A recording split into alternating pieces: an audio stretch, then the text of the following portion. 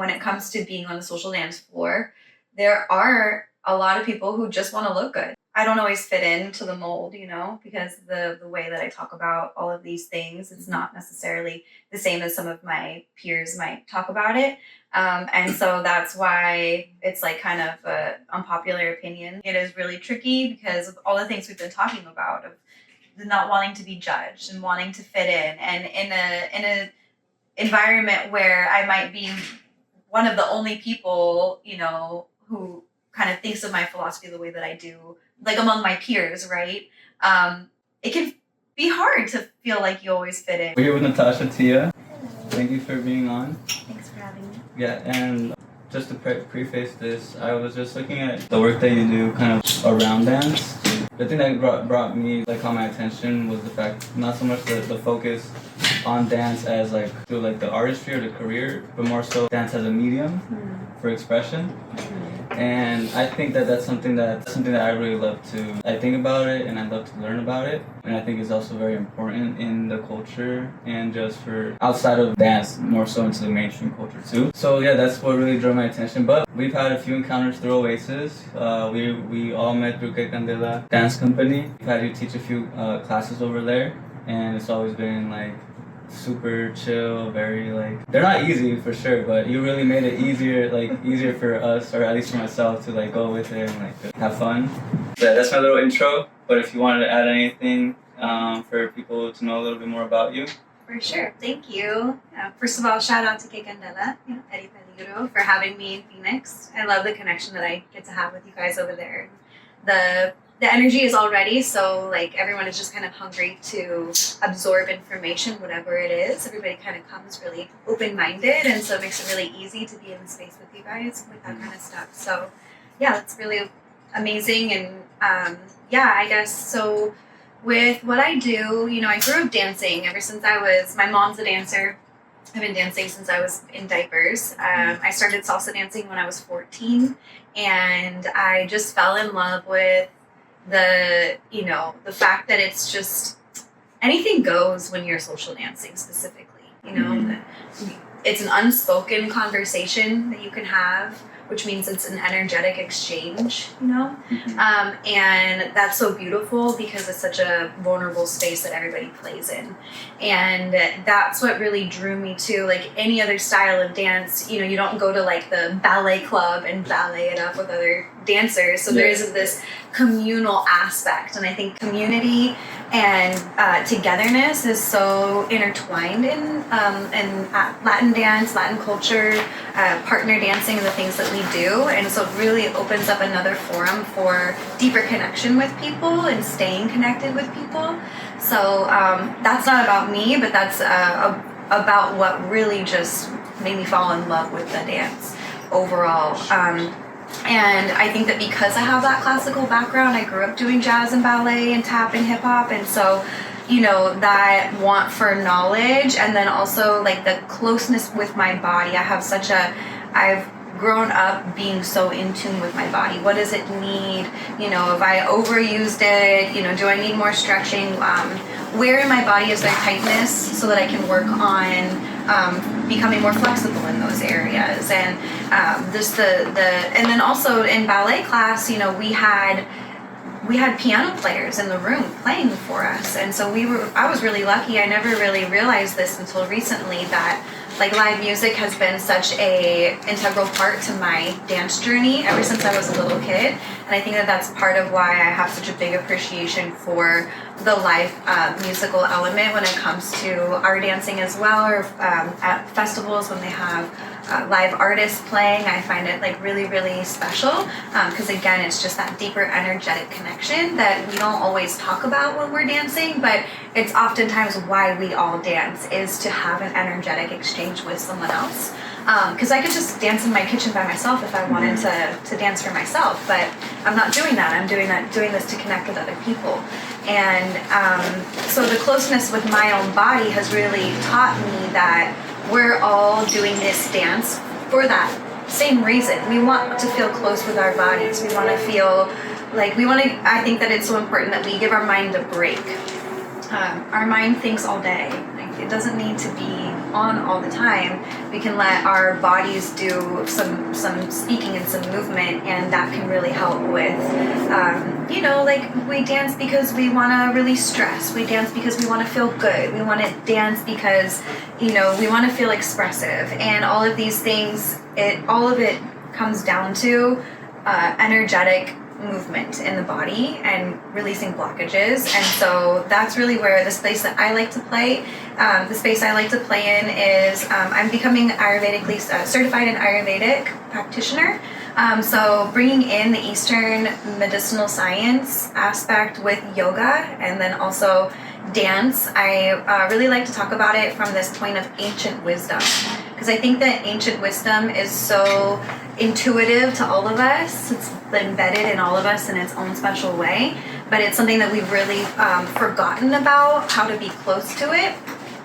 Just because, of course, our modern life has changed, and of course it's going to change. But I think that bringing back some of the inspiration of the elements of nature and how these things, when we talk about the Orishas are elements of nature, and they represent water, they represent the oceans, they represent lightning and storms and so many other things. And we do these dances to express these elements of nature and to respect them, and that we are part of it and we are intertwined with it, and that basically, Eastern medicine has its own approach to wellness as well, which is all based around nature. So I don't know, this is obviously very open, just kind of rambling about all of this, but I think that everything is really interconnected, even if we don't always realize it. And I think that that's what I kind of want to do, or I think that that's part of my purpose, is to help people through dance. Like you said, it's a medium. It's a place that we can play to get closer to ourselves as individuals, and it can become such a self-exploration thing where people can really take a look at themselves and do the work, because all I can really do is be a guide. I can be a mentor. I can be someone who carves a path and shows the way, but I can't necessarily be that person. I can't walk for my students along that path. They need to be able to do that for themselves. So to have the tools to understand themselves better is really what I want to be doing more of. So they can get, just become more expressive, feel confident and comfortable in their own personal expression, and feel happy and feel like they can, sustain a long life and still be dancing and moving along the way. Yeah. That's a lot. I know. That was a lot, but Way amazing. too much. It was like the whole conversation in 5 minutes. No, that's like, no, that's great. Thanks for coming. Yeah, so many things.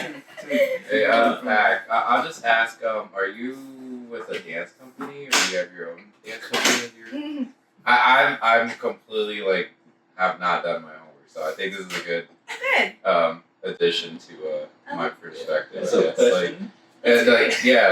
are you currently with the dance company, or are you doing your own thing, or? Yeah, so I have a dance company. Okay. It's called Miraqui Dance Company. This is our 3rd year being a team. Okay. So I've been part of many companies throughout my time as a dancer, and I've also had my own partners along the way. But the pandemic was really the time when I had to say, okay, I need to figure out how I can do this differently. Obviously, we all needed to shift and adjust and find a way to continue to sustain our livelihoods. As a performing artist, I was traveling around the world performing and dancing at festivals before the pandemic hit. And so when the pandemic hit, I had no more work.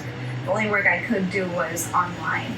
And so that was really where my own business really began, and it started as an online studio. So I was doing mostly on-demand classes, or 6-week live courses. People could join me live.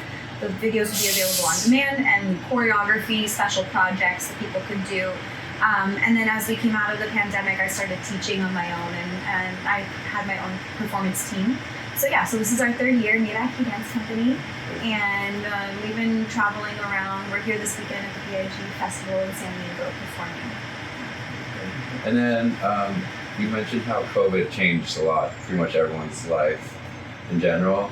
now that you have your own thing going, are you like incorporating everything you've said in terms of like being connected and then kind of applying like Eastern philosophy or knowledge to like, do those elements like get like sprinkled into like, I don't know, let's say your lessons that you teach your students, or like just those, I feel like they're, like you said, it's like information that seems like intrinsic that maybe have been lost through time or like, you know, modern society. I feel like for me it seems so sterile in the sense I feel like from an outsider looking in, I think one can just see dance as just like, oh, it's just like performative. It's like, it looks cool, but I feel like unless people have that context, it seems very superficial. 100%. I can't help but sprinkle it in. It's just part of my way. A lot of the times because my team, when you see them on stage, I think I might be biased, but just a little. But you know, when I see them on stage, you see the commanding nature that they have and the confidence in themselves, and that's something that we work on. We work on mindset. We work on believing in our abilities and trusting our innate knowing of things that we've been practicing for ages, right? That's just from the dance perspective. And my dancers are not all professional salsa dancers. They do not commit their lives to salsa like I do. They are my students. And so, you know, it's not about who can do the splits. It's not about how many turns can you do. I mean, sure, that's impressive, and I love to be spun a million times, and I like to work my body to its full capacity, and we all like to do that in one form or another. But at the end of the day, it's, for me, like, and I think for a lot of us, that's not what dancing is about. Dancing is self-expression, and it can just be moving, you know, just like moving your shoulders, you're dancing, and that's enough. That's all you need to do. So I think that we get lost in the needing to get it right and needing to know all the steps. And that's where, you know, if you're in my dance classes, I purposefully teach technique in a very, I really break it down, because I think that when you have knowledge, like you learn something and you know it, it gives you confidence to be able to continue to practice it. And so I really try to instill that knowing for them so that they can practice those things that are hard. So yes, that's there, but at the end of the day, really it's about how can what my student take what they're learning from me and make it something that feels good for their bodies? Because I don't think that I need to create a bunch of little Natasha Tias like on stage. I want everyone's unique being to be able to just shine, and it's through this choreography that we're doing it. But you know, and that's the medium, but it's really about how can they really be enlightened and also supported and empowered in that process as well. Yeah, I want to say I just like am very grateful for the fact that that's there, that you have that kind of mindset, because I came into dance, and the way I connect to dance is through self-expression. Like the only reason I do a lot of the things that I do is for creative reasons, to, you know, really express and challenge myself and see who I am past, like, you know, the day-to-day, you know, whatever we have to do as human beings. So, you know, going into the performative space, for me, I was always very scared, or very kind of like apprehensive about it, because I never really knew going in there, it's something that I think is very sacred. I think it's very you're going in there and you're really challenging yourself, and through that there's a lot of things that you have to really work on, a lot of points that come up where maybe the reason you don't express yourself the way it's supposed to be is because there's something that you need to release, or there's just tension, maybe just physical, but then sometimes that can be connected to an emotional thing too. So for me, I think that right now hopefully, I believe, at least with what I want to bring to the table, is like to bring that awareness similar to what you're doing, and not really put dance on this pedestal, more so put the self on this, like, as a goal, not the dance itself, but the self. the discovery of who you are. And I think that right now Latin culture is beautiful because since I've been a child, I've always danced with my family, you know? And I've always wanted that, and discovering something like salsa and bachata, the whole community was something that really just really just filled me. But through the courses, I felt like there was still something missing, and I knew that there was a way that I wanted to connect with, but just wasn't there yet, or at least I haven't discovered it. And I think it took for me doing something like this for me to connect with somebody like yourself, you know, because we don't really get that opportunity to.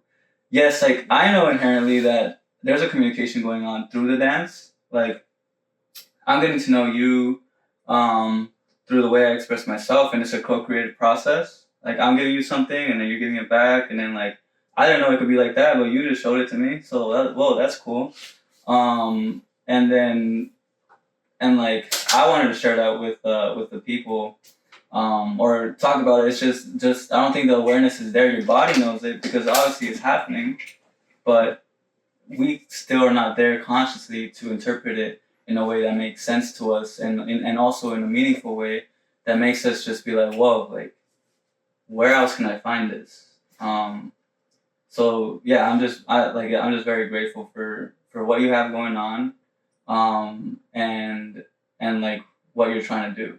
Thank you. Yeah, I think it's like, it's part of our human condition, right? We're human, and we're looking to seek connection with each other, whether we realize it or not. And sometimes that comes from, okay, so just say you're on the social dance floor, right? Someone asks you to dance, and you're walking out and you're thinking like, oh my God, I wonder what level they are. Am I going to be good enough to dance with them? Are they going to think that I'm terrible? Or are they going to hate the dance? Am I doing my Susie Q right? Like, does my arm look okay? And then like you have like this whole conversation going on that has nothing to do with what is here right now. And that is just part of us. We are human. It's part of our wiring. And so the more we can become aware of our thoughts in these moments, the better chance we're going to have of really being connected with our partner and what's going on. And I've been invited to various cities, and sometimes the class that I'll teach is connection.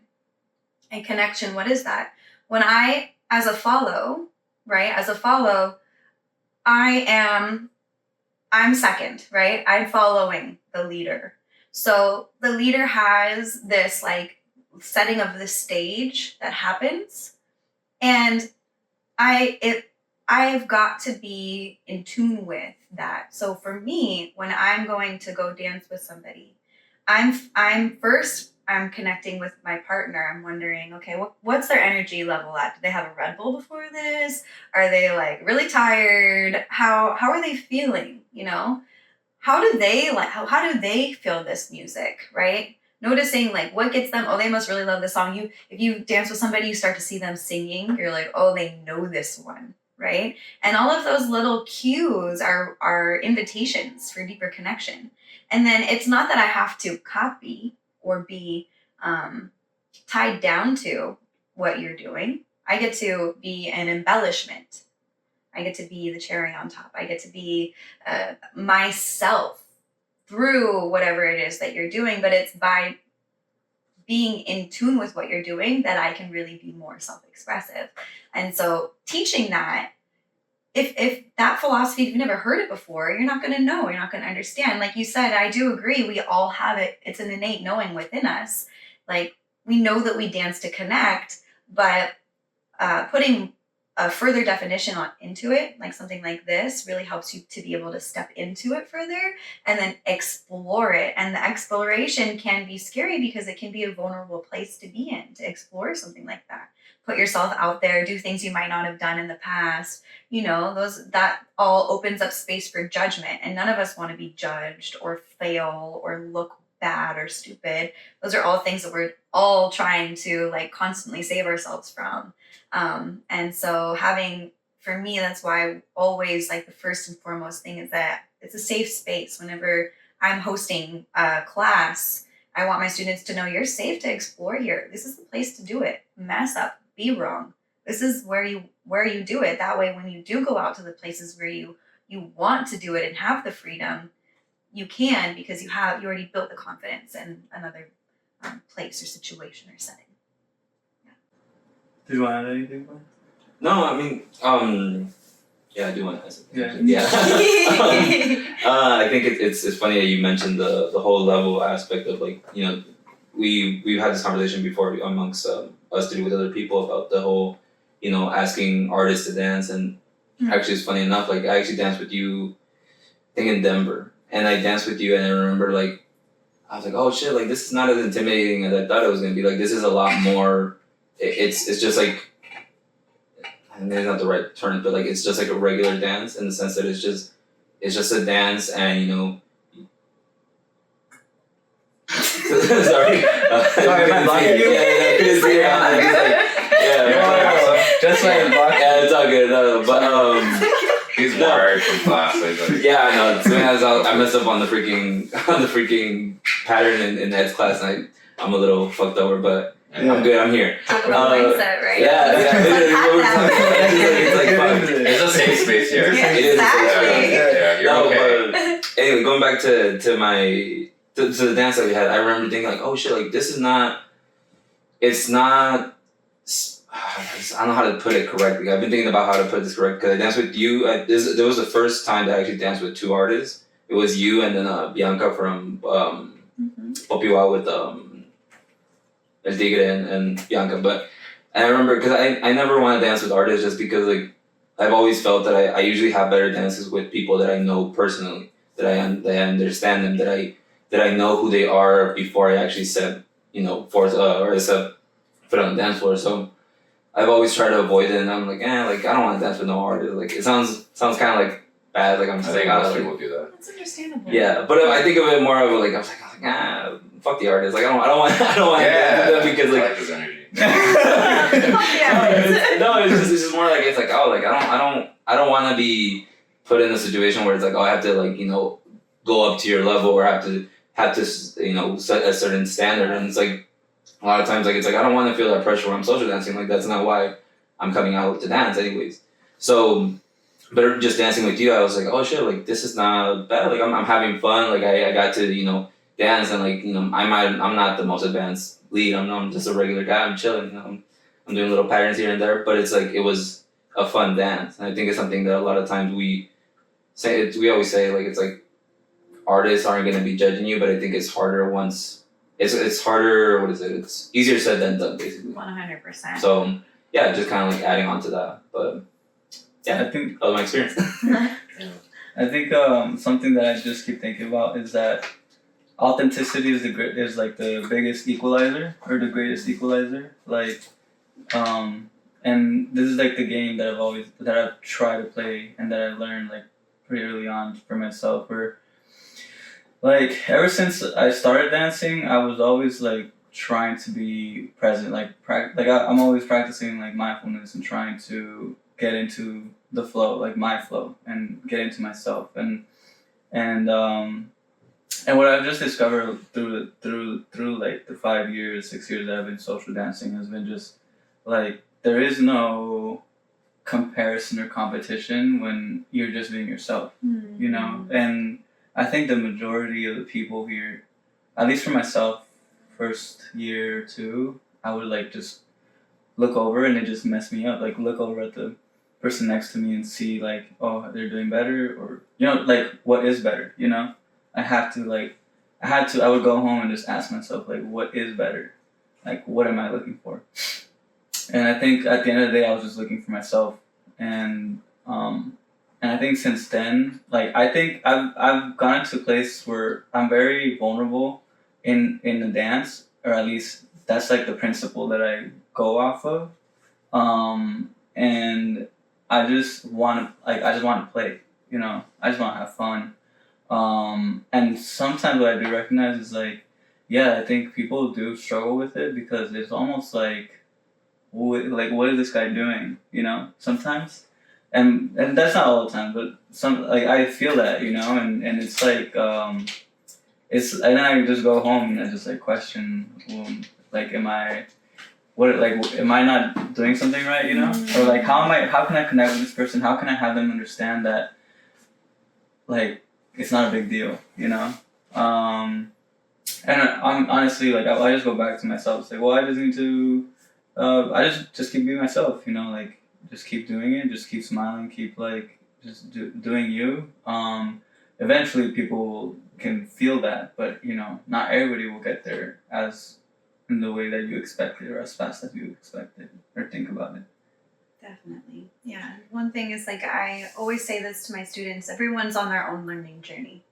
And everyone's journey looks different. And everybody's journey, it takes different amount of time to get the same thing. And I teach that a lot because my team is an open level team. I just created an advanced team, but my main team has always been open level. And it's because I know this isn't about an energetic exchange on the social dance floor, but when it comes to ability, right, and headspace for somebody who's gonna fit into my community that I provide this space, right, it's somebody who's dedicated to growth, who's dedicated to learning, who's open-minded, someone who's okay with having things to work on, not being perfect at everything, right? And it's not, and that's more important to me, that everyone that's in the room is interested and wants to be in the space for development and for themselves, for their journey, and that we support each other in our journeys as we go along this together. And I think that, you know, not everyone is in the space to do that, you know, and it's through having more conversations like this to create more normalcy around it, to show people that it's not that it's okay to step into this space, but this is just reality. We all have this in our own form of wanting to connect with other people, and we all do it in our own ways. And this way is a great way to go about it. I don't know, it's not a good sell, but it's just, I think that when it comes to being on the social dance floor, there are a lot of people who just want to look good. I had this conversation with a student actually just the other day, because I was, you know, I'm like in this space of mindfulness and like wanting to grow and stuff, and I'm like, oh, everyone just wants to learn, you know, is everybody's here to be driven and be better? And she was like, no, people just want to look good. She's like, you know, because that's what you take class for, right? It's to get the styling, it's to get the body movement, it's to do the cool step. You want to learn how to do that thing, right? Because you want to look that way. And a lot of people identify with that. And that's, again, it's a normal thing. It's how we connect with each other. And so it's just, sometimes you can't force people to see things that they're not ready to see yet. Right? And sometimes it just takes the constant exposure, right? And knowing that it's not about you necessarily always. Sometimes it's, everyone has their own things that they're going through in life.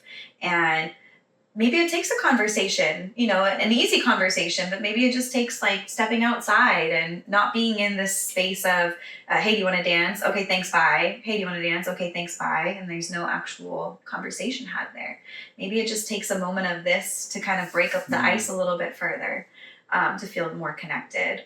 Maybe it takes being a little bit more, like I said, when I social dance with somebody, I'm very much in tune with, okay, how are they feeling in this moment? And how can I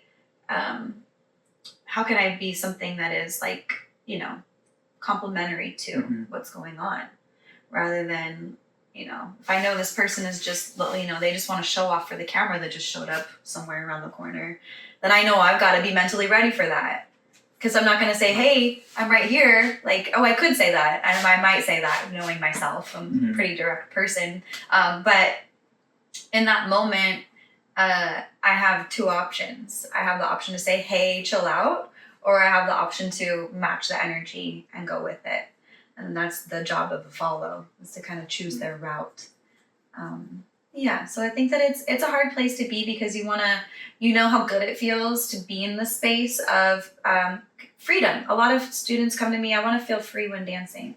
How do you do that? You look so free when you're dancing, you know? And so And like I said, everybody has their own learning journey. So for me, I work one-on-one with students, like 6-month or 12-month programs, and it's a tailored program, and it's where we incorporate Ayurveda, we incorporate yoga and stretching, meditation, journaling, but whatever works for that person. Not everybody is a meditator. Not everyone is someone who's going to journal. Everyone has their own ways of getting things out, and they need to be able to know themselves. So part of our work is self-discovery. What does work best for you? What ways can you create this development for yourself? How can you get closer to yourself? What tools do you need to be using? And then from there, how can we take baby steps to really help you get into this freedom? Because freedom is, again, like I said, it has to do with confidence. To have that knowing. I know my abilities, and so I can then just let it go and step into this space of trusting my innate wisdom. It's already built in my body. It's already built into all your bodies. Your basics, like, them, and it's just about trusting that. And so, I'll just give one example. I have a student who I've been working with for a few years now, and they wanted to feel more free when dancing. And so it was like, okay, it was like our first few months working together. So it's like my first time really creating a plan for her. And I'm like, okay, you're going to improv every day for 5 to 10 minutes. Just do it. It'll be fine. It might be hard at first, but you'll get it. And that didn't work for them because it's too much pressure to be alone in a room with the music on, and you're like, I don't know what to do. I don't know what's cool. I don't know what looks good, and then you're just like thinking, and it's not movement, whether you're running or you're playing soccer or whatever ball sport you play, dancing, karate, whatever other art forms or physical sport activities there's a moment when you're not necessarily thinking all the time, right? Your body is doing the thing, and it's that, and breathing. So breath and body connected together is what is like really freedom is. Our minds don't need to be involved all the time. And that's a lot of times improv. The more you think, the less you're really going to have freedom to let the body be expressive when your mind is taking over everything. And so anyway, so she, that didn't work. And it was actually for that person, it was actually made her feel worse because she just felt like I can't do it, So we stepped away from that. We did other things. We went into slow stretching, right? Because we want to release blockages in parts of our bodies where we can't, you want to move your chest, but you can't because you're stuck. Well, you need to stretch.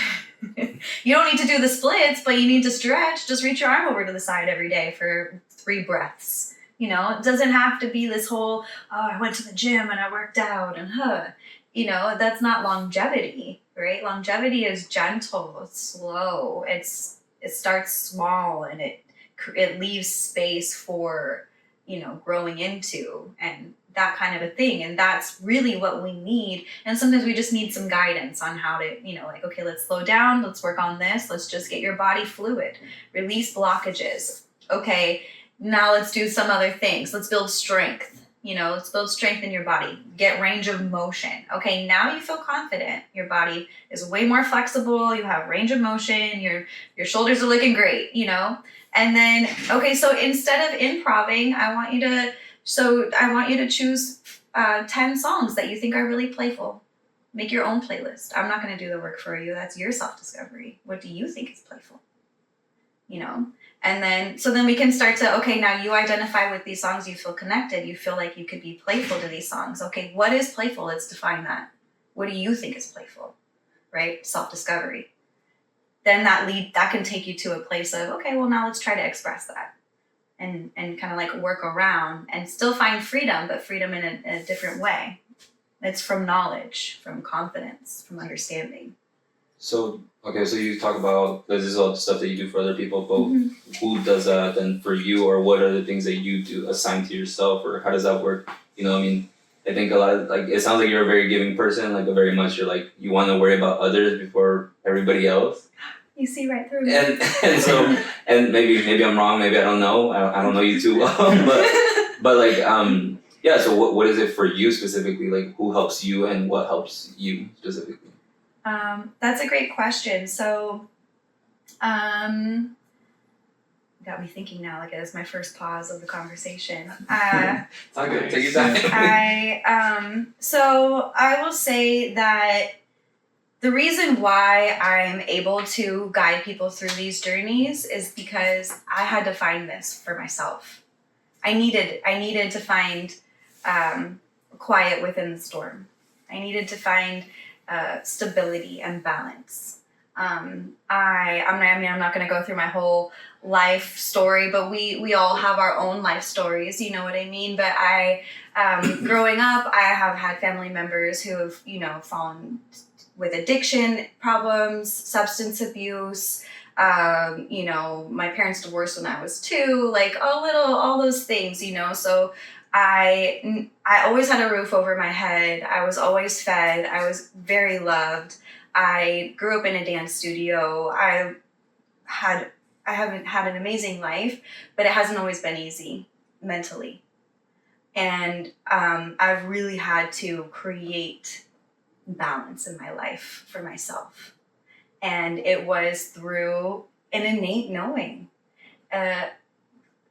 In my early 20s, I started doing, buying a bunch of essential oils and burning lemon when I wanted to feel more upbeat and lavender when I wanted to feel more relaxed. And I just wanted to have candles lit in my room all the time, but it wasn't because somebody told me that I should.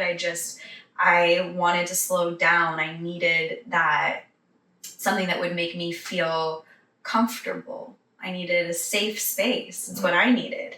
And so I generated that. And so through, you always hear this, through the darkness and the new moon and the light of the stars is illuminated and all of those silly little things. But it's true, we're all able to tell our own stories and we're all able to provide something to other people through our own learnings. And a lot of times that's through tribulations and through trials and through a lot of times not the easiest times of our lives.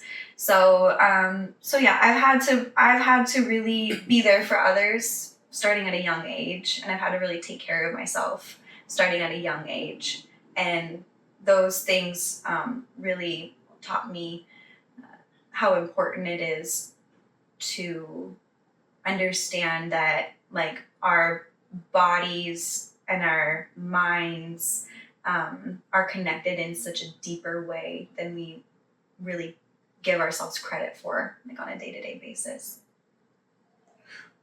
Yeah, I just want to say, I like scented candles too, and Antonio always gives me because our home studio at my place, you just I just want to point out you'd set up the mics, you're like, holy shit, there's a lot of scented candles in the corner of the house. What's wrong with that?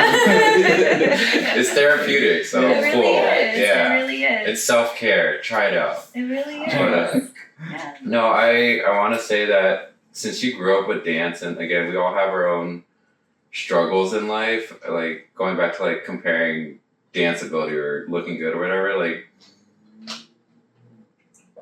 you told us that yes, you've been through things. Was there ever a point, since you started with dance so young, that it's obviously very, very important to you? Was there any point where you realized maybe dance isn't helping me go through what I'm going through versus just, how people say oh, dance is an escape or dance is therapy, and sometimes it's just not enough, and sometimes life can be really shitty where you're just I just gotta deal with this. There's no way, there's no self-help book, there's no, prescription to make this pain or pop and go away, and I just have to dig deep or, grit my teeth and go through it or find a different method to cope. Mm-hmm. Was there ever a point where you're all right, dance isn't enough, I had to look deeper? Because dance, going back to you growing up with dance, I'm sure you didn't just, I guess, be so deeply in tune like that. I'm sure there's a process for you to reach to where you're at, because you're showing a very spiritual and very I guess in some ways abstract definition of what it means to you.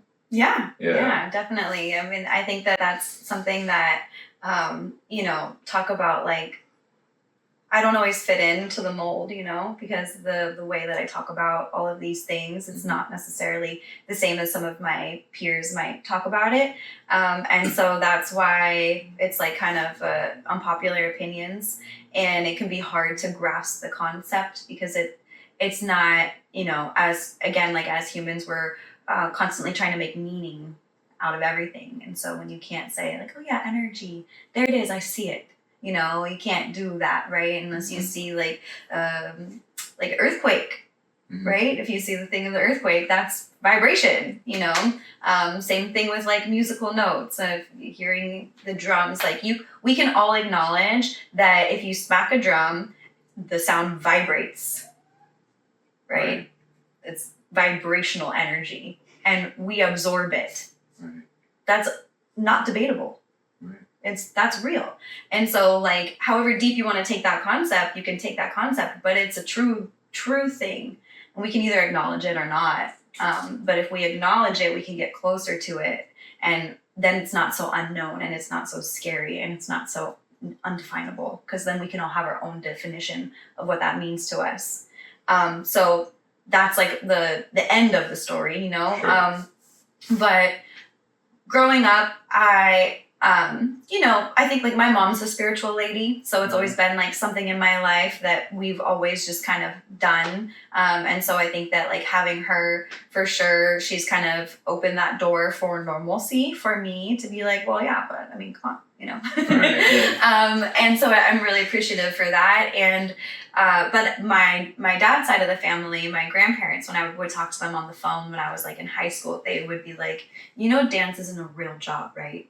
And that would literally, like verbatim, that's what they would say. And I don't know, I'll be like, yeah, I know. Cause like, I always used to think that people knew what's better for me than I know what's good for me. right. And so that was a journey I had to go on. And I got a real job.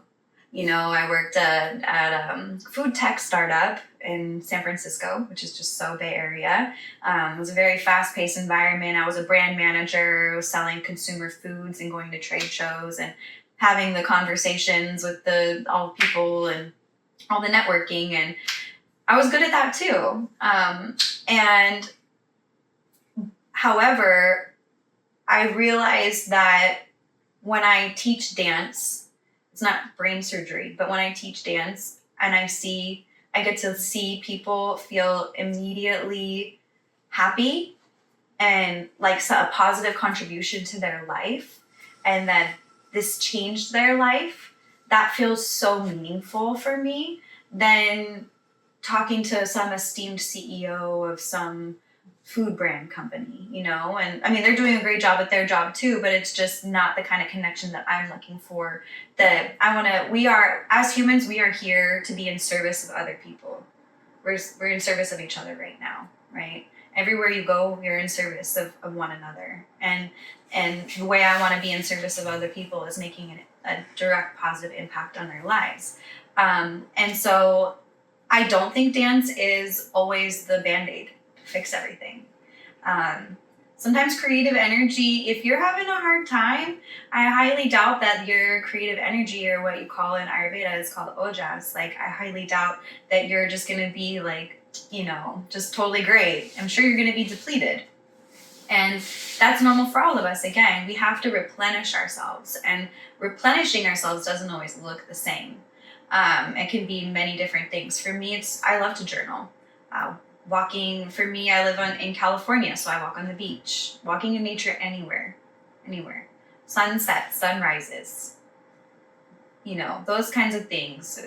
Taking a bath, I love to take baths. Water element, right? It's so cleansing for you. Those things, and it's important to know all of those things that you can look to and understand that it's not always going to be the same one that you go to for all of your problems. And sometimes you do have to just we always have to just deal with what comes at us all the time. It's just, what tools do you have to cope with? And I always have had to remind myself that it's how you come out of those shitty times. and how you come out of it, and the mindset that you have as you're coming out of it, and what you make of it afterwards is really where the growth is going to happen. Because you can sit in sorrow of the issues all you want to, but it's not necessarily going to progress you forward to the next level of your life. So yeah, I think that knowing those tools and just understanding that it's not always going to be the same is helpful. Yeah. You mentioned that your peers don't share the same like views. Like, what is it like the normal viewpoint? I guess, if that makes sense. Yeah, I mean, like, I dance to have fun. Let's go get a drink. You know, like, fuck that shit. Let's go, you know, dance and not think about it. Or looking good. I think like for ladies, like they wanna, or I shouldn't say ladies. That was not good for me. I know better than that. For the femme stylers. Yeah. No, I mean it's true. I lived in the Bay for like 4 years, and it's a really important thing to be mindful of our words, right? So the moment that I ever say anything like that, I always want to make sure that I fix myself, because that's not what it is anymore, or what it ever should have been. It's just, you know, where it's so like manual, it's just like built in, right? Yeah. So anyway, people who want to style, they're wondering if they're doing it right on the dance floor. Am I on time? Am I this? Am I that? Like all of those things. That happens a lot. So yeah, I lost my train of thought. Oh yeah, they're just asking what's the popular like like your viewpoint versus your peers of like the peers. Well, I think okay, so I'll put it into perspective for you. I've been speaking to a few promoters, and one promoter was like, "Yeah, you should start doing kizomba because there's a lot of tree huggers in kizomba, and they probably really like the things that you." That's so ignorant. Yeah, you know, and so because I do yoga and Ayurveda, and I care about like being connected with nature, I'm now a tree hugger. Which I mean, I will hug a tree, but a tree hugger has such a negative connotation to it for whatever reason, and it's like, just like demeaning, like, you know what I'm saying? Yeah. Condescending. Almost. Yeah. And then I was talking to another promoter, and they were like, "Oh yeah, you know, do you go to Coachella and all that?" And again, like music festivals are great, but because I do yoga and Ayurveda, it doesn't mean I'm going to festivals and like doing acid and other things, and just like all the time, you know, like that's not what I'm about. Right. So there's a differentiation of woo woo and self balance and self care. That actually happened to Michael earlier, and I the other night we were. Oh, I think we were hanging out because you guys had yachted in Devon. Because I don't speak Spanish, I was like, "Hey, can I just sit out of this one, rather than be in their natural element of speaking Spanish?" So we hung out, and Michael's super spiritual. So like we were just performing like a ceremony. It's like very like indigenous, like South American, like, you know, it was. I don't know. People saw like pipes and like, you know, artifacts everywhere, and like people would at the Congress, and they'd come by every so often because they recognized one of us, and like one person was like, "Oh, you guys doing ayahuasca? You guys doing drugs?" I'm like, "No, it's just like a performative, like, you know, cultural thing that he invited me to do," and I guess I can kind of relate because like Mike felt like that condescending energy. I was like, "Oh, you want to explain like what we're actually doing?" He's like, "No," and it's just because like some people aren't willing to like see that, you know. Yeah.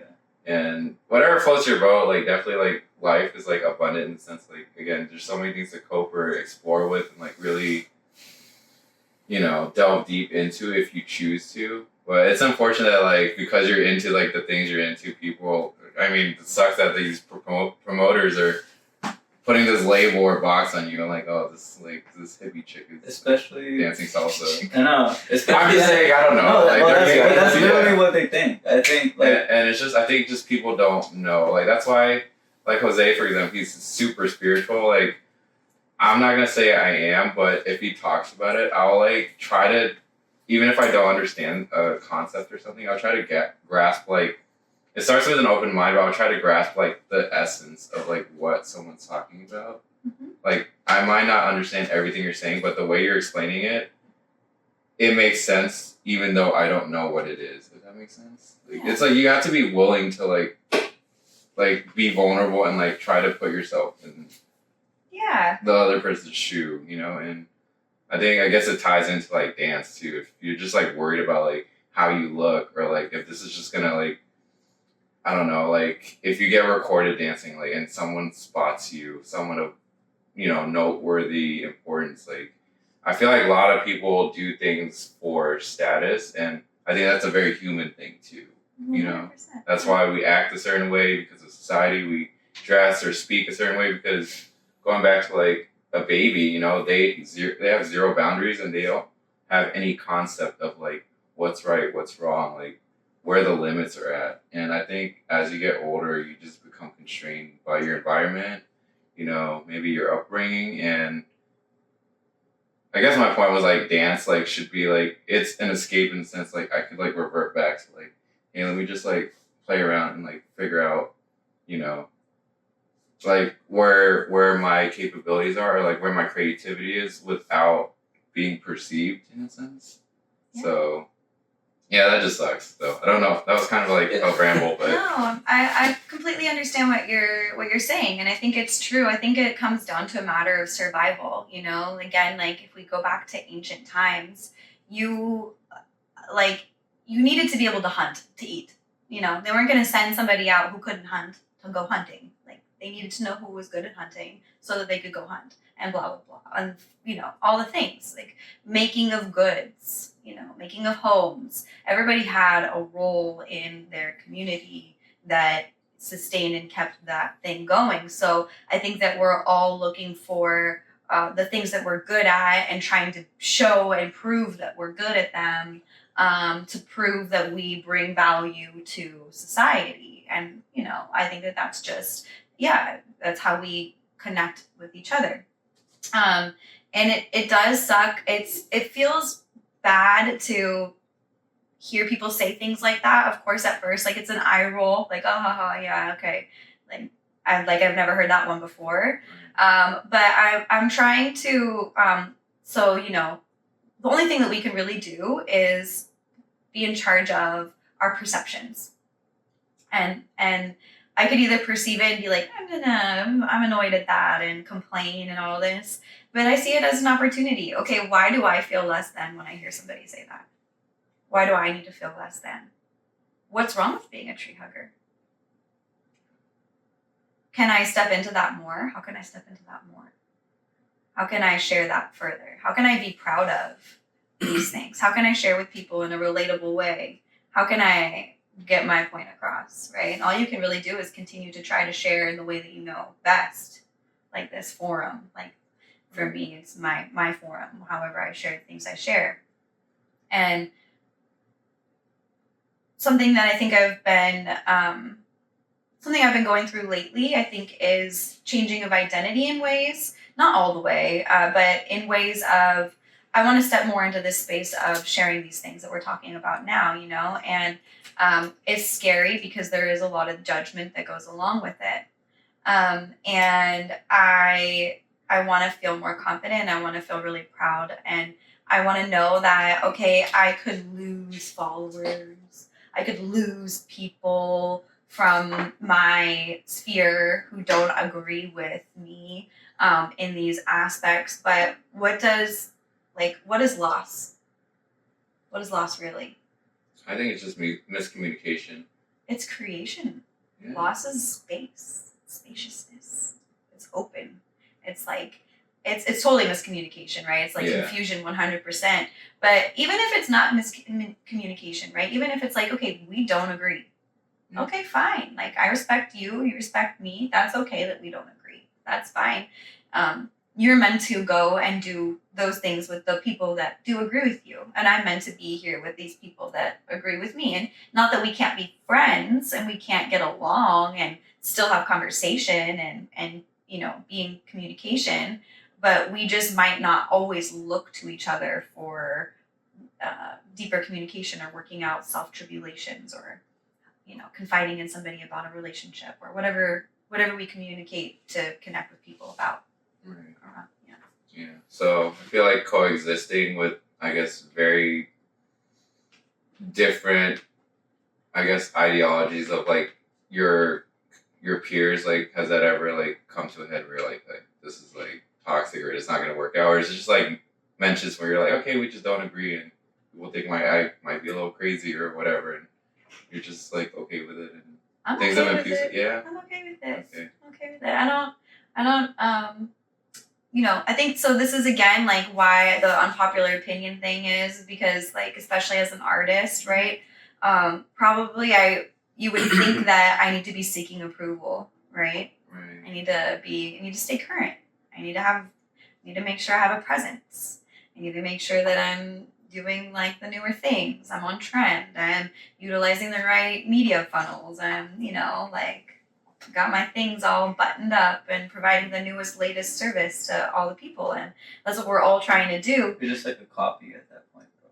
Yeah. Yeah. So really like I just want to put out what I know is real for me. And I want that to speak loudly. And I know that there are other people out there that do identify, but just might not be saying it out loud. And I know that because the more that I do step into this space, the more I'm finding people who are looking for me for these specific things. And it's a beautiful thing because I really was afraid. I really have been afraid. I am still afraid to post my opinions all the time on social media about stuff like this. I type it and then I delete it. And then I'm like, oh, no, I'm not going to share that. Or like, whatever it is. We all done it. You know?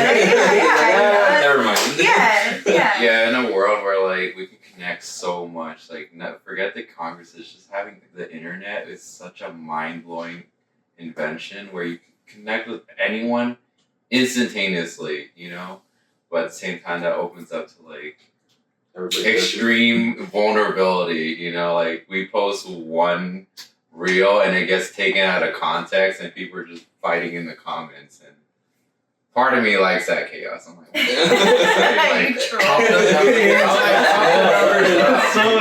like, oh my god, like this instigate. Like, Well, we just awesome. started. I know. But no, like going back to Frankie Martinez, he talked about like his gripes about, you know, human nature. We kind of just like whatever the trend or we look at technology or like, you know, Instagram or trends or social media, it's just a reflection of like human beings. Like we created everything.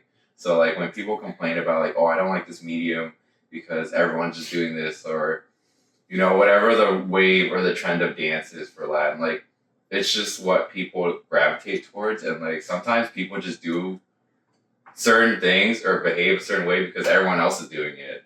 And it ends up being where like the most popular thing might not be, I don't want to say right, but it's just like people are very aware, like our human flaws, like we're very worried about perception in general. You know, no one wants to feel judged or outcasted or anything. So I think a big part of being true to who you are, and it's almost like you have to be I kind of tie it into faith, where if you just speak your truth and like do the things, say the things that really makes life feel real for you, you kind of can't look at the consequences. Because like if you have that in the back of your thought, you will always self-censor or like post something and then edit it or delete it or like revise it, and then guess what? That post never gets like, you know, reached out to anyone. So I think, and it's just. It sucks losing followers or people who admire you and you say a certain opinion that doesn't align with them, and for whatever reason those are falling out. I think that possibility is always going to be there. And again, it's a very, very brave thing, a very self-aware thing, where that's the ultimate form of vulnerability, to like live your truth and speak it. And then I think most people who do, they just don't even look at the consequences. Like they just, as long as it aligns with who they are, how people perceive you is just how they can't, like, you know, going back to you can't control how someone sees you. If they see you as a tree hugger, it sucks. So I'm like, you're the tree hugger now, you know, and it's like that's something they have to deal with. It's not, you're not wrong per se.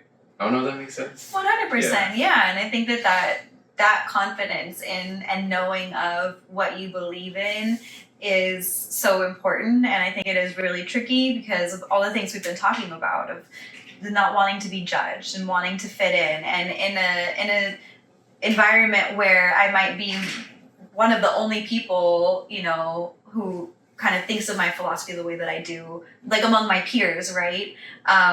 It can be hard to feel like you always fit in, or like, you know, you vibe with everybody else who just kind of wants to get drunk and like zone out. And that's fine. I'm not saying it's wrong or bad. It's just that, again, difference of opinion, or difference of living the way we go about life. And I'm not there to make anyone feel bad about what they're doing. So I would love the same thing back. But, you know, I think that that's the beauty of it, is that, again, like, we get to make of the circumstances, we get to make of them what we will. Yes. And so I would like to use it as an opportunity to speak louder and like hone in on my voice and allow that to just like the truth to be what it is, rather than censoring it for whoever I'm censoring it for. Yeah, sometimes it's just in your head. You're like, I should have just posted that. Yeah. You know? So, I mean, I think everyone can relate to that, really. You know, we all have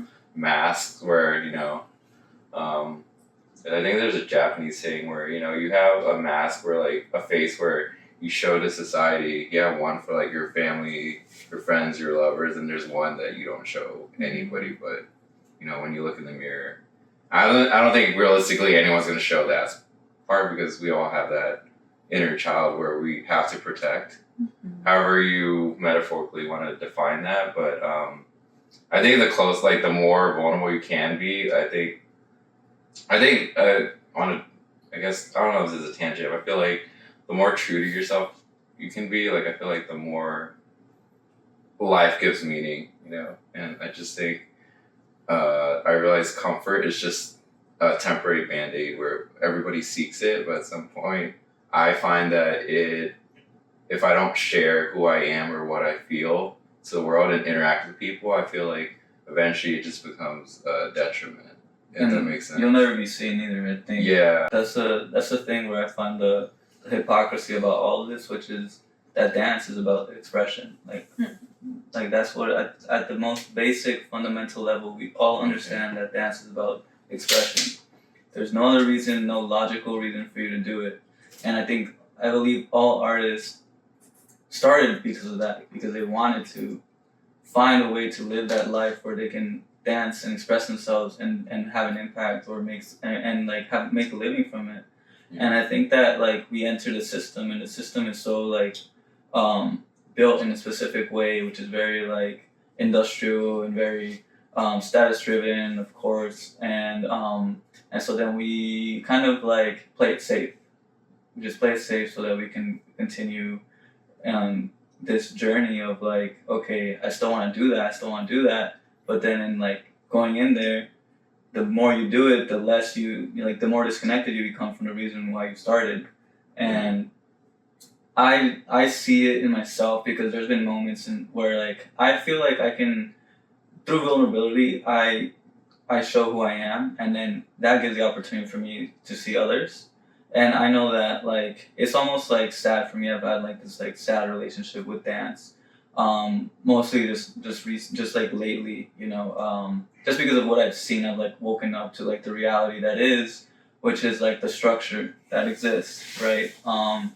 And it's almost like I have a relationship to dance, and, like, I love dance. Like, if dance were to be, like, an entity or a specific person that I, like, had a relationship with, like, I want to protect that. I want to be the advocate for this person, because they've helped me out so much. You know, so then why would I ever want to, like, use it as a means to an end? Why would I ever want to put, like it's only I get from it, I'm only taking from it. It's like, then at that point, it's just, like, not a relationship.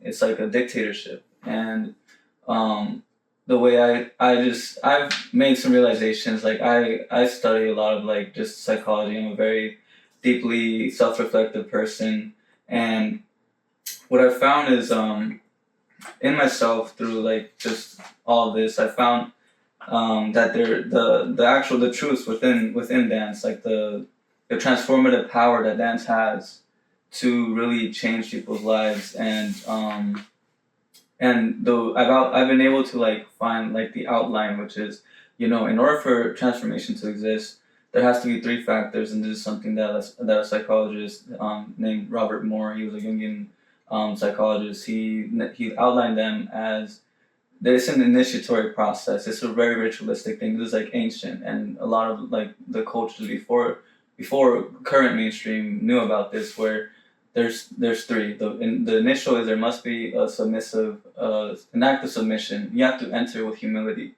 Mm. The second thing is an act of enactment. Like you have to actually act it out. You have to be involved. And the third thing was I honestly forgot the third one. But through that, if you don't have these three factors, then there's not going to be a transformation. The only thing that the person will experience will be pseudo transformations, pseudo initiations, which are just partial initiations, partial transformations. So that's when you get the whole culture of like, oh, I just want to drink, or I just want to like have fun, I just want to look good, I just want to feel it, but not really give myself to it, and I just want to take from it, but not give back, and that's like the thing that I think the overall general problem in society is, which is like people know that they're looking for something, they don't know what it is, they find it in like the alcohol or addictions or all these things. They find something, it's an inkling of like what they think they want, but they don't know how to get out of it still. Like they don't know how to use it as a vehicle to like take them further into what they really want. Mm-hmm. And so that's why like I'm very passionate about this, because for me, how can I play the role of the person that leads this transformation? How can I bring it to awareness where people know, okay, like it's about humility, it's about being able to give myself to it, it's about transformation, and then like if I make that, like if I paint that picture for myself, and then I will say, well, it has to be seen as a sacred space, and it has to be seen as a place where with intention, conscious, like, hey guys, so when you're coming through that door, like we're gonna work on ourselves. Like this is gonna be deep work. Like you might not get the moves, you might get the turn patterns, you might look good, but at the end of the day, like I want this to be something valuable that you take with you throughout like the rest of your life. If you can apply it to something else, amazing. Like that's what we want. And I think right now it's like it's not happening. At least in the various through my like 2 years of me taking like the formal classes and the formal training, it's not there. And like I feel like I see it. I feel like there are people that do know that there's something more there, that there is something like, okay, like I think there's something deeper here, but they're just afraid to like speak about it.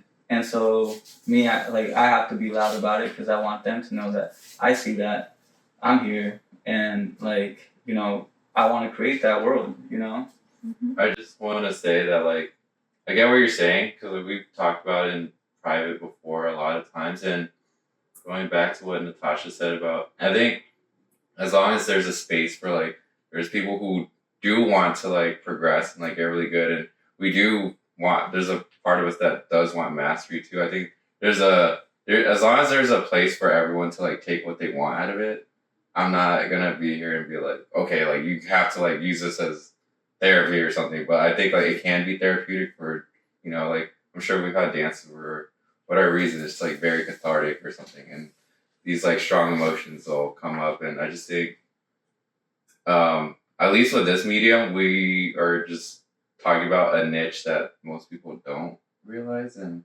again, I think we'll find our audience where, just putting our energy or thoughts out there, and you know what I mean? Like, You're attracting your audience through what you're doing.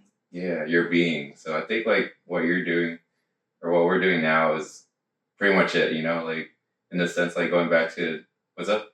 No, keep going. Oh yeah, like It's a lot of words. But yeah, I'm just saying like I think like as long as you're living your life, your being, I think that's enough. Like I don't even look at like I'll tell Jose or Antonio, I'm like, yeah, I don't look at the podcast like when we like record, or I don't look at like the reactions. Like I just, as long as I'm like completely present, and that's the big thing for me. As long as I'm completely present, whatever I put out there, like I will stand by it. Like unless it's completely wrong, but like does that make sense? Like it goes back to like that. Yeah. That's who I am. Like these are my thoughts. This is how I feel. I don't need it to be explained because the people who do get it, they'll get it. And that's how I see it. But what do you guys think? No, it's a lot. I know. Turn into like a subtitles like slash Natasha Tia. Yeah, no, Sorry. it's yeah. Sorry, No, I don't know if we got hijacked or not. Yeah, we're No. hijacking your. No, not at all. I mean, I don't think so. I feel like it's an even exchange, but I think I definitely hear what you're saying. I think that speaking your truth and standing behind it is such a powerful thing, and people will respect you so much for doing that and for not like breaking or cracking or questioning your own self, right? You believe in what you're doing and you're standing behind that, and that's very commendable. And a lot of people will respect and nod their heads to that and say, oh yeah, I told some of my students earlier, oh yeah, I'm gonna do a conversation with the Salsa. Then, oh yeah, I've seen their things before. Really, that's really awesome. I love their podcast. So like you guys are doing great things. People are really interested in the conversations that you're having, and maybe people are also talking shit about it, and that's okay because you know what, they're talking about it. They're hearing you.